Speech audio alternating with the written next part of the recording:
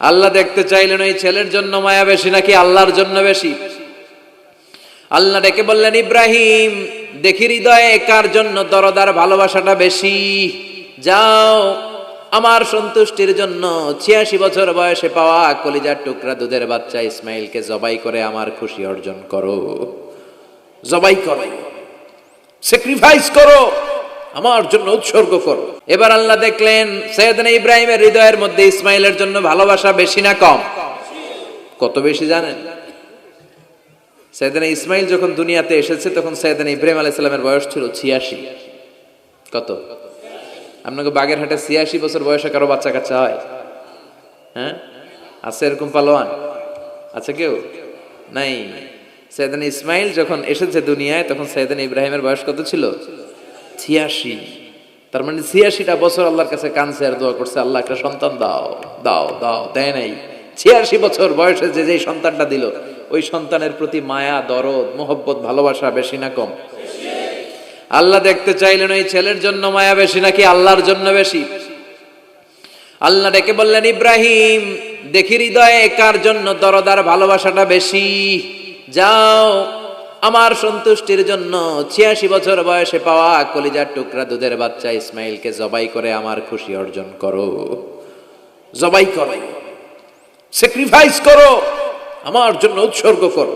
এরপর ওনার ছেলের সাথে কি বললেন আছে না নাই?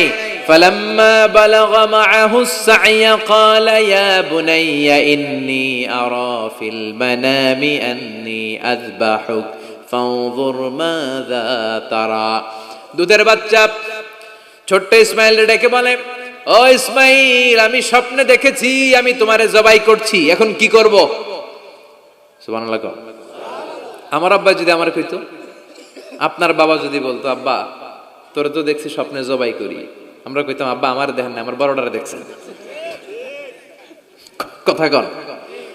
আমরা বলতাম ছোটটারে দেখছেন, ওইটারে জবাই করেন, মাইজ্জাডারে করেন, বড়ডারে করেন, আইন আই হাইতান্ন। সুবহানাল্লাহ কইবেন না? কি বাবা, কি ছেলে! ইন্নী আরা ফিল মানামি আন্নী আযবাহুক ফানজুর মাযা তারা।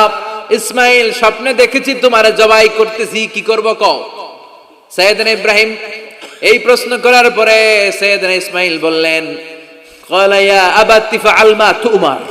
বাবা আপনি স্বপ্নে যা দেখেছেন ঠিক তাই করেন, যা দেখেছেন তাই করেন। আমগো পোলা গুলাও পোলা, উনার পোলাও পোলা। সাতাজিদুনি ইনশাআল্লাহু মিনাস সাবিরিন। আব্বা আমি তো ডরাই না, আপনি ডরায়েন না। আমি ভয় পাই নাই, আমি ভয় আছে, আপনি ভয় পান কিনা? আল্লাহু আকবার। কি ছেলে দিয়েছিল আল্লাহ তারে! ইফআল মা তুমার সাতাজিদুনি ইনশাআল্লাহু মিনাস সাবিরিন। ও বাবা আপনি ভয় পায়েন না, ইনশাআল্লাহ আপনি আমারে ধৈর্যশীল দেখতে পাবেন, আপনি আমারে ধৈর্যশীল দেখতে পাবেন। তাহলে ছেলের সাথে কি কথা হয়েছে কোরআনে আছে না নাই? বলতে দেরি, ছুরি নিয়ে গলার মধ্যে ছুরি চালাতে 1 সেকেন্ডও দেরি করে নাই। সুবহানাল্লাহ পড়েন। তার মানে এই পরীক্ষায়ও আল্লাহ বললেন, ক্বাদ সাদ্দাকতার রুইয়া ইন্না কাযালিকা নাজজিল মুহসিনিন। ইব্রাহিম ছুরি আর চালায়ও না, ইসমাইলকে মারা আমার উদ্দেশ্য না, তোমার হৃদয়টা দেখা উদ্দেশ্য। এই ইসমাইল মরে গেলে তো সব ঘটনা উলট পালট লেগে যাবে, কারণ আখিরি জামানার পয়গম্বর বিশ্বনবী মুহাম্মদ রাসূলুল্লাহ সাল্লাল্লাহু আলাইহি ওয়াসাল্লাম এই ইসমাইলের বংশে পৃথিবীতে আগমন করবে। চিল্লায় কোন ঠিক কিনা? ইসমাইলকে বাঁচিয়ে রাখা আল্লাহর জন্য ওয়াজিব, আল্লাহ নিজের জন্য এটাকে আবশ্যক করেছেন। সুবহানাল্লাহ পড়েন। Could you imagine কি স্যাক্রিফাইস তিনি করেছেন? প্রতিটা পরীক্ষায় পাস। পরীক্ষার ফলাফলে আল্লাহ কি বললেন? তোমার আমি কি বানাইলাম? নেতা। নেতা হওয়া এত সোজা না। লিডারশিপ কোয়ালিটিটা অনেক গুরুত্বপূর্ণ কোয়ালিটি, এটা চাইলেই পাওয়া যায় না। এটা নিজেকে তিলে তিলে পরীক্ষায় উত্তীর্ণ করে, কষ্টি পাথর দিয়ে যাচাই বাছাই হওয়ার পরে নিজেকে প্রমাণ করে করে নেতা হতে হয়। চিৎকার করে বলেন ঠিক কিনা? আল্লাহ বললেন, আমি আমার খলিলরে খালি পরীক্ষার উপর পরীক্ষা নিলাম। যারে আল্লাহ ভালোবাসে বেশি তার জীবনে পরীক্ষাও। বিশ্বনবীরে আল্লাহ বুঝাতে চাইলেন, ও আমার নবী আপনার জীবনটা পরীক্ষাময়, এত পরীক্ষা দেখে বিচলিত হওয়ার কিছু নাই, টেনশনে পড়ার কিছু নাই, নিরাশ হওয়ার কিছু নাই। আপনার পিতা ইব্রাহিমকেও এরকম অনেকগুলো আমি পরীক্ষা নিয়েছি, আর প্রতিটা পরীক্ষায় আমার ইব্রাহিম খলিল সফলতার সাথে উত্তীর্ণ হয়েছে। আসাদুন নাসি বালাআন আল আম্বিয়া, এই পৃথিবীতে সবচেয়ে বেশি বালা মুসিবত আর পরীক্ষা আসে নবীদের। কাদের? সুম্মাল আমসাল ফাল আমসাল, এরপরে সিদ্দিকিনদের, শুহাদাদের, সলিহিনদের। ইবতালা আর রাজুলু হাসাবা দীনি, ব্যক্তির দিনদারি যত বেশি তার উপর আল্লাহর পরীক্ষাও। এজন্য মুমিন পরীক্ষাতে ভয় পায় না, মুমিন কখনো বিচলিত হয় না, মুমিন ভরসা রাখে একজনের উপর। চিল্লায় বলেন যিনি কে? আল্লাহ বললেন পরীক্ষার পর পাহাড় সম পরীক্ষা দিয়ে আমি আমার খলিল ইব্রাহিমকে যাচাই করেছি। একটা পরীক্ষায় ইব্রাহিম ফেল করে নাই, প্রতিটা পরীক্ষায় পাস। এগুলো বলে বলে বিষ্ণুনবীর আল্লাহ সান্ত্বনা দিচ্ছেন, নবী ওরা আপনারে গালি দেয় জাদুকর বলে, ওরা আপনারে গালি দেয় গণক বলে, ওরা আপনারে কবি বলে গালি দেয়, ওরা আপনারে পাগল বলে গালি দেয়, একটার পর একটা পরীক্ষায় আপনি জর্জরিত হচ্ছেন। নবী আপনার পিতা ইব্রাহিম তো এর চেয়েও বেশি পরীক্ষায় পড়েছে। দুনিয়াতে আমরাও যারা পরীক্ষার শিখা, আমরাও সাইয়েদনা ইব্রাহিমের জীবনী থেকে শিক্ষা নেওয়ার দরকার আছে না নাই? গালি আসবে, মন্দ কথা আসবে, বিপদ আসবে, জেল জরিমানা আসবে, ঝুঁকি আসবে। এই ঝুঁকি আর রিস্কের মধ্য দিয়ে কালিমার দাওয়াতের প্রচারের কাজ করতে হবে। চিল্লায় এখন ঠিক কিনা? এটাই মুমিনের বৈশিষ্ট্য। ঝুঁকি, বিপদ, পরীক্ষা, বালা মুসিবত, এগুলো মুমিনের লক ছাড়ে না, পিস ছাড়ে না। কারণ মুমিনরে পছন্দ করে কে? মুমিন খুব ভালো করেই জানে বিপদের পরেই বিজয় দান করবে কে। রাত্রি যত গভীর হয়, সুবহে সাদেকের সময় কাছে আসতে থাকে, গর্ভবতী নারীর পেটের ব্যথা যত বাড়তে থাকে, নতুন মেহমান দুনিয়ায় আসার সময় ঘনাতে থাকে, তেমনি ইসলামের পক্ষে যারা কথা বলে তাদের উপর বিপদ, ঝুঁকি, অত্যাচার, অনাচার যত বাড়তে থাকে, কালেমার বিজয়ের সময়টাও কাছে আসতে থাকে, কাছে আসতে থাকে। এই নাজরানা আমাদেরকে দিতে হবে। পরীক্ষায় আমাদেরকে সাইয়েদনা ইব্রাহিমের মতো উত্তীর্ণ হতে হবে। জালিমরা বেশি দিন থাকতে পারে না, এটা ইতিহাস সাক্ষী। কথা বলেন। যারা জুলুম করে তাদের জন্য তো সাহায্য নাই, যারা মাজলুম তাদের জন্য সাহায্য। বদরের প্রান্তরে 313 জন মাত্র দরিদ্র, গরিব, মাজলুম সাহাবী, তাদের জন্য আকাশ থেকে ফেরেশতা দিয়ে নুসরাত সাহায্য করেছে কে? তার মানে মাজলুম আল্লাহর পক্ষে আর জালিমের বিপক্ষে, ঠিক কি না? জালিমের জন্য কোনো সাহায্য নাই, বরং দুনিয়ায় যারা জুলুম করে তাদের ক্ষমতা বেশি দিন থাকে না। ফেরাউন বেশি দিন থাকে নাই, থাকছে? নমরুদ বেশি দিন থাকে নাই, থাকছে? থাকতে পারে না। যারা দুনিয়াতে রক্ত ঝরায় এরা থাকতে পারে না, বরং যাদের রক্ত ঝরে তাদেরকে আল্লাহ বিজয় দিয়ে দেয়। আর যারা রক্ত ঝরায় এদের শেষ রক্ষাও হয় না, এরা জান নিয়ে পালাবার সুযোগ পায় না। কথা বলেন। এজন্য পরীক্ষা আসলে মুমিন ভয় পাবে? মুমিনের হৃদয়ে ভয় আছে কার? চিল্লায় বলেন। আল্লাহর ভয় নিয়ে থাকতে হবে। সাইয়েদনা ইব্রাহিমকে একটার পর একটা পরীক্ষায় আল্লাহ ফেলেছেন, একটার পর একটা পরীক্ষায় আল্লাহ ফেলেছেন, কিন্তু এই পরীক্ষায় তিনি গোল্ডেন এ প্লাস। সুবহানাল্লাহ পড়েন। রব্বুল আলামিন বলেন, ওয়া ইয বিতালা ইব্রাহিম রাব্বুহু বিকালিমাতিন ফাতাম্মাহুন্না ক্বালা ইন্নী জাইলুকা লিন-নাসি ইমামা। ও খলিল, একটার পর একটা পরীক্ষা আমি তোমার জীবনে নিয়েছি। বিশ্বনবীরে বললেন আমার ইব্রাহিমের উপর একটার পর একটা পরীক্ষা আমি নিয়েছি, ইব্রাহিম প্রতিটা পরীক্ষায় পাস। আর খুশি হয়ে আমি বললাম, ইব্রাহিম আমি তোমার নেতা বানায় দিলাম। আল্লাহ put Sayyidina Ibrahim in some tests and trials, and Sayyidina Ibrahim successfully overcome all the tests. Allah said, Ibrahim, I'm gonna make you the leader. Ibrahim আমি তোর লিডার বানাই দেব, এই ফলাফল স্বরূপ তোমার আমি গোটা বিশ্বের নেতা বানাই দিব। I'm gonna make you the leader. এজন্য সাইয়েদনা ইব্রাহিমকে নেতা বানাই দিলেন কে? একটার পর একটা পরীক্ষা তিনি দিয়েছেন। একটাও সাধারণ পরীক্ষা ছিল না, সব ভয়ঙ্কর পরীক্ষা। পরীক্ষাগুলো ছিল অগ্নি পরীক্ষা। পরীক্ষা নাম্বার 1 ইলকাউহু ফিন্নার, আগুনের পরীক্ষা। নমরুদ বলে, ইব্রাহিম ঈমান ত্যাগ করো, না হলে আগুনে ফেলবো। কোথায় ফেলবো? সাইয়েদনা ইব্রাহিম বলে, আমার জীবন যাবে কিন্তু ঈমান যাবে। ঈমানের পথে অবিচল থেকে আমার মরণ যেন হয়। তোমারই কাছে মিনতি আমার, তোমারই কাছে মিনতি আমার, মহামহিম দয়াময়, ইমানের পথে অবিচল থেকে আমার মরণ যেন হয়। পড়ে না আমিন।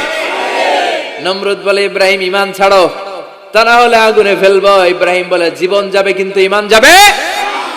তার মানে পরীক্ষায় পাস, আগুনে ফেলে দেয়া হলো, ঈমান হারা করতে পারে নাই নমরুদ। তার মানে আগুনের পরীক্ষায় নাকি ফেল না পাস? পরীক্ষা নাম্বার 1।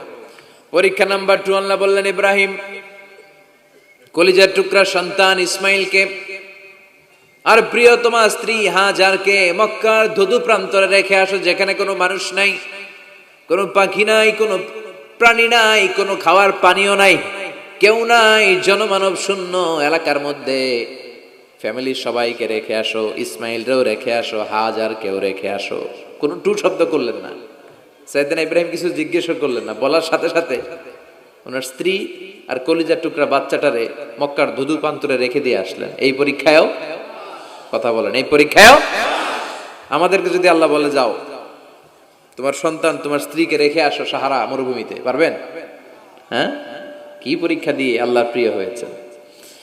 তার মানে আগুনের পরীক্ষায় পাস, ফ্যামিলি বিসর্জন দেওয়ার পরীক্ষায় পাস। আবার আল্লাহ বললেন ওয়াজআলনা ফি যুররিয়াতিহিন নুবুওয়াতা ওয়াল কিতাব, আমি খুশি হয়ে এই ইব্রাহিমের বংশের মধ্যে নবুয়ত দিয়েছি, আবার কিতাবও দিয়েছি। সুবহানাল্লাহ বলেন। তিনি নবুয়ত দিয়েছেন। পৃথিবীতে যত নবী আসছে সব সাইয়েদনা ইব্রাহিমের নাতিপুতি। সব কি বিশ্বাস হয় না? এই পৃথিবীতে যত পয়গম্বর এসেছেন তার 99.99% নবীরাই ওনার ছেলে আর নাতিপুতি। চিল্লায় পড়েন আল্লাহু আকবার। এজন্য ওনারে বলা হয় আবুল আম্বিয়া, father of the all prophets, সব নবীদের বাবা। ওনার বয়স যখন 86 তখন আল্লাহ সাইয়েদনা ইসমাইলকে দিলেন। বয়স যখন 100 তখন সাইয়েদনা ইসহাক আলাইহিস সালামকে আল্লাহ দিলেন। এইদিকে ইসমাইল, এদিকে সবাই বলেন এদিকে, এদিকে সবাই বলেন এটা, এটা ইসহাক। পৃথিবীতে যত নবী এসেছে সব ইসহাকের চ্যানেলে এসেছে। এই সাইয়েদনা ইসহাক আলাইহিস সালামের চ্যানেলে এসেছে। সাইয়েদনা ইসমাইলের চ্যানেলে নবী নাই, কোন নবী নাই, নবী ছাড়া চ্যানেল। আর এখানে যত হাজার হাজার লক্ষাধিক নবী এসেছে সব নবী ইসহাক আলাইহিস সালামের চ্যানেলে যারা এসেছে সব নবীরা অন্যান্যদেরকে বলে যাইতো, তার উম্মতকে বলে যেত যে সবশেষে একজন নবী আসবে, তিনি হবেন সর্বশ্রেষ্ঠ নবী, তিনি হবেন সর্বশ্রেষ্ঠ নবী। তো এদের এই চ্যানেলে এত নবী, এরা ভাবছে ওই সর্বশেষ নবীটাও এদিক দিয়েই আসবে। কিন্তু আল্লাহ হাজার হাজার লক্ষ নবী এই চ্যানেলে পাঠালেন, কিন্তু সর্বশেষ নবীটা এইখানে পাঠালেন না। সর্বশেষ চ্যানেলের নবীটা আল্লাহ এই চ্যানেলে পাঠাই দিলেন। সর্বশেষ নবীটা সাইয়েদনা ইসমাইলের চ্যানেলে এসেছে। এজন্য ওরা হচ্ছে বানি ইসরাইল আর আমরা হচ্ছি বানি ইসমাইল। সুবহানাল্লাহ পড়বেন না? উনার ধর্ম, উনার চেইন থেকে ইহুদিবাদ, খ্রিস্টবাদ, ইসলাম, এই 3 ধর্মের জন্ম। ইহুদিবাদও আল্লাহর দেয়া ধর্ম, খ্রিস্টবাদও আল্লাহর দেয়া ধর্ম, কিন্তু আল্লাহর দেয়া শরীয়তের উপর ওরা অবশিষ্ট থাকে নাই, থেকেছে শুধু ইসলাম। ঠিক কিনা? এজন্য আমরা প্রত্যেক নামাজে পড়ি গায়রিল মাগদুবি আলাইহিম ওয়ালাদ-দাল্লিন। ও আল্লাহ, গায়রিল মাগদুব, যাদের উপর তোমার রাগ ক্রোধ, তাদের পথ আমরা চাই না, ওরা হলো ইহুদিরা। ওয়ালাদ-দাল্লিন, আর যারা ভ্রষ্ট তাদের পথও চাই না, এরা হলো নাসারারা। 3 ধর্মের গোড়া সাইয়েদনা ইব্রাহিমের সাথে লেগেছে। এজন্য এই 3 ধর্মকে একসাথে বলে কম্পারেটিভ রিলিজিয়ন, তুলনামূলক ধর্মতত্ত্বের ভাষায় অ্যাব্রাহামেটিক ফেইথ। কি বলে? অ্যাব্রাহামেটিক ফেইথ বলে। এজন্য ওনাকে বলা হয় আবুল আম্বিয়া। সব নবীরা এই চ্যানেলে এসেছে। তার মানে সব নবী সাইয়েদনা ইব্রাহিমের নাতিপুতি। আবার এই প্রতিটা নবীর জন্য আল্লাহ তাআলা আকাশ থেকে কিতাব নাজিল করেছেন। চিল্লায় বলেন ঠিক কিনা? আল্লাহ বলে ইব্রাহিম তোমারও আমি কিতাব দিলাম। সাইয়েদনা ইব্রাহিম আলাইহিস সালামের উপর কিতাব আছে না নাই? ওই কিতাবের নাম কি?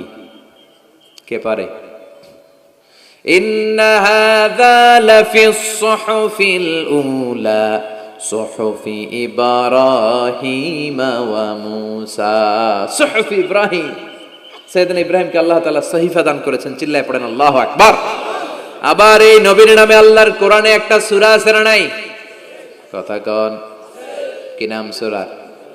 সূরা আলিফ লাম রা।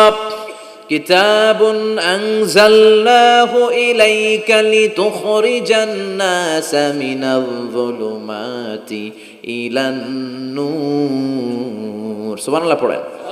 আলিফ লাম রা। I have revealed this holy and sacred book unto you in order to lead the mankind out of darkness into the light. ও নবী, আমি এই কিতাবকে আপনার কাছে পাঠিয়েছি অন্ধকারাচ্ছন্ন মানুষগুলোকে অন্ধকার থেকে আলোর দিকে নিয়ে যেতে। এই কোরআনের ভেতরে আলো আছে না নাই? সবকিছুর সমাধান আছে না নাই? সমাধান চাও যদি জীবনে মরণে, ফিরে যাও খুঁজে নাও চোখ রাখো কোরআনে। সুবহানাল্লাহ পড়েন। চোখ রাখবেন কোথায়? নাকি মোবাইলে, না টিভিতে, না এটিএন বাংলার পর্দায়?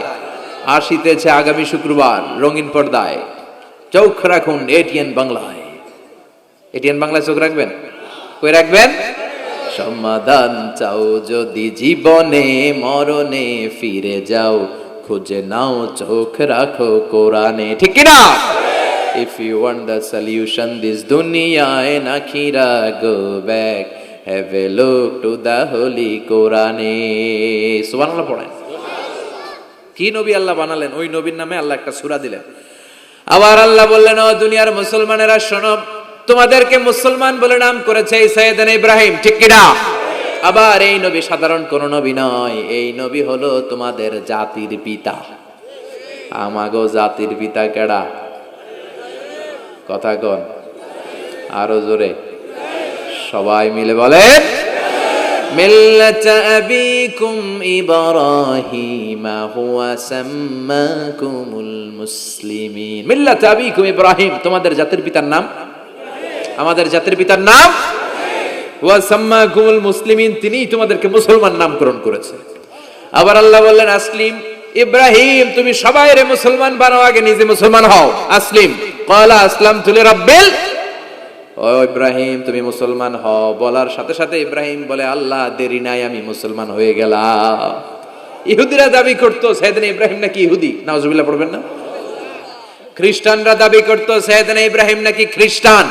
আল্লাহ বলে, মা কানা ইব্রাহিম ইয়াহুদিয়াও ওয়ালা নাসরানিয়াও ওয়ালাকিন কানা হানিফাম মুসলিমা।